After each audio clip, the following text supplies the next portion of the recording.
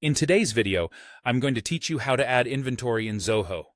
Whether you're new to using the Zoho inventory platform or just need a bit of a refresher, this guide will take you through each step of the process, ensuring you have a comprehensive understanding by the end of our session today. So, let's dive right in.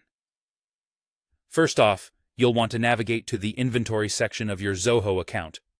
From there, head over to the Items tab. This is essentially the hub where you'll manage all your products, and from here, you can click on the Plus New button. This action will start the process of adding a new item to your inventory list. Once you're on the New Item page, you'll need to select Product from the category options. It's important at this point to enable the Track Inventory feature for this particular item. This step is crucial because it will allow Zoho to automatically keep track of stock levels, giving you more control and visibility over your inventory. Next, you'll proceed to enter details about your opening stock. This includes the quantity on hand, which is basically the number of units you currently have in your inventory.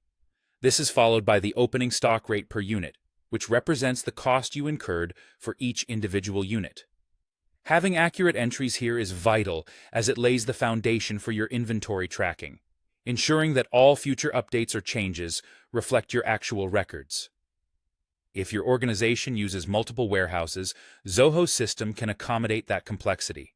So, if multi-warehouse functionality is enabled, make sure to assign this particular item to the relevant warehouse. This feature is incredibly helpful for businesses that operate out of multiple locations because it allows for precise tracking and management of inventory, keeping things well organized across all your warehouses. For products that require serial or batch tracking, such as electronics or perishable goods, you will need to add the relevant serial numbers or batch numbers next. This level of detail serves a critical role, particularly for items requiring stringent quality control or those subject to warranties.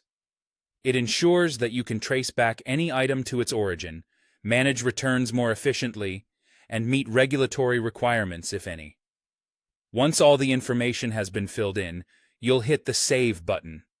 This final action creates the item in your inventory system and officially records your opening stock.